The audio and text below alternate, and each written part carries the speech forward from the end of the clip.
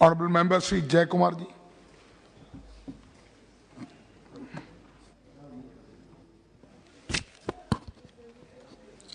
Honourable Chairperson, I raised to register my views on this amendment bill of including a couple of communities in the schedule of the Constitution to enable them to get facilities and to have advancement in their life. Sir, I recall that a similar bill was there on April 5, 2022, this year itself. Then I spoke on that bill also. Then I mentioned that a few more communities, including these two communities, a few more communities also to be included in that bill.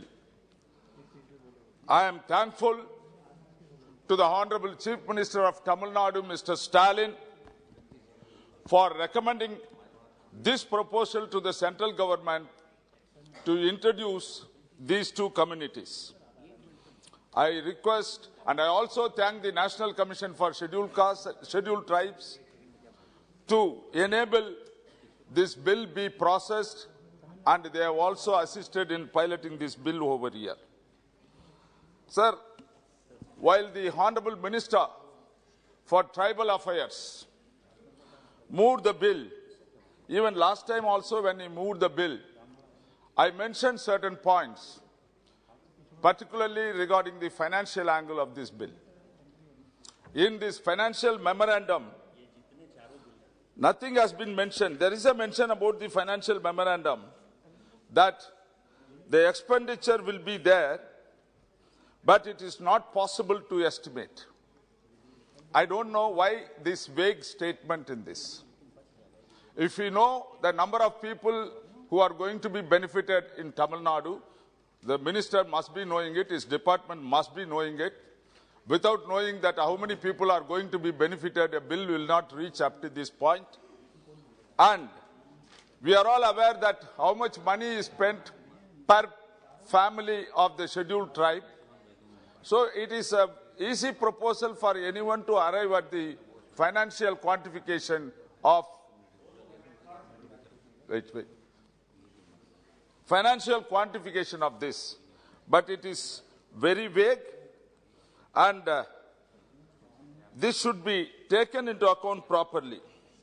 Sir, I wish to mention that there is a guideline from Niti Aayog that what formula or what method to be followed in allotting funds for the scheduled castes and scheduled tribes. I do not know, even in this current budget, that formula has not been adopted, and therefore the reduction in the budget is very astonishing.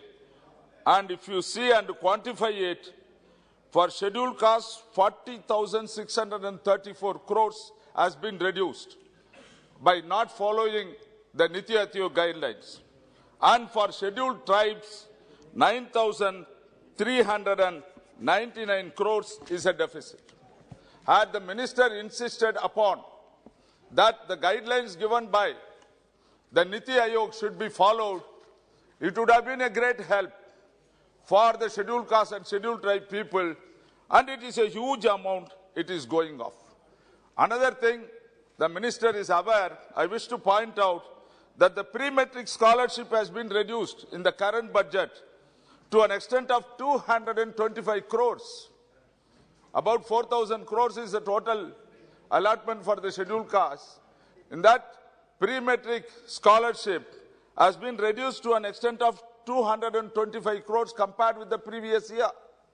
No remedial measure has been taken. And all the more astonishing and shocking is that it is a matter of concern for the scheduled caste and scheduled tribe people. Yesterday, a member from Tamil Nadu, Mr. Subbarayan, also mentioned very vehemently, he recorded in this house, that the pre-metric scholarship is being stopped. It is through a circular you are bringing an order to take away the benefits for the students of the scheduled caste and scheduled tribe community. And this government has been day in and day out, has been talking about developing the poor people, assisting the scheduled caste and scheduled tribe. We will bring them on par to the others. We will not treat in different ways. But here, behind the screen, what you are doing, you are stopping the pre-metric scholarship, which is very essential, to buy rubber and pencil, to buy their clothing, to have some excursion to go here and there for these tribal people and for the scheduled caste people. This small amount is being stopped. In which way it is correct, what the minister is going to say, what the minister is going to provide an alternative to the pre-metric scholarship, which this government is mercilessly stopping it. And the other thing is that the national fellowship, here again under that heading, 127 crores has been reduced when compared to the last year budget. No remedial measure has been taken. I have not seen any plus in financial allotment for the scheduled caste and scheduled tribe people. It is only negative. Why this is happening? Why the minister is not putting his foot down and tell the finance minister that a proportional amount is to be provided for these people? And I request the Honorable Minister to look into this matter. And there is another heading, Speakers up, Manrega. Manrega, for which category of the people this has been segmented? Who are all the main beneficiaries in this? Who are the wage laborers? Who are the daily wage earners? These are all the people to be benefited under Manrega. Normally the Manrega beneficiaries are below poverty line, who could not get even daily employment. To substitute that daily employment during the half-farm season, this Manrega used to be used. What this government is doing, in the last budget, this government has reduced straight away 25,000 crores in Manrega cut-off. Today, I am a bit pleased. When the finance minister was speaking over here, she mentioned that as against the reduction of 25,000 crores, some about 16,400 crores has been added. Good sense prevailed. They have at least taken into account, they have realized they are doing injustice for this section of the people, poor people, and now woken up and they have added, and still there is a deficit of 8,600 crores. Sir, only 2 minutes, sir, I am the first speaker. Please conclude. Sir, and then you come to the education part of it. What is the education part of the scheduled tribes? 48.2% enrolled, and of which 31.3% getting dropped. 48.2%, of which 31.3% getting dropped before 8th class. That means only 16.9% teachers reaches the 8th class. Minister should take some remedial measures to see that the dropout is reduced. In 2016 and 20, admission of scheduled caste and scheduled tribe was 23% in the centrally funded institutions. Now it has gone down very badly. You have brought in Ekaleva schools to be appreciated. Residential schools named after Ekaleva, mainly to take care of the scheduled tribe people, because Ekaleva believed to be a scheduled tribe. But what is happening in that? About 400 schools you have established. Of the 400 schools, there is no regular staff is available. And finally, you have woken up and you have appointed in 378 schools 44,000 people, sir. Speaker, sir, 1 minute. 4,000 people.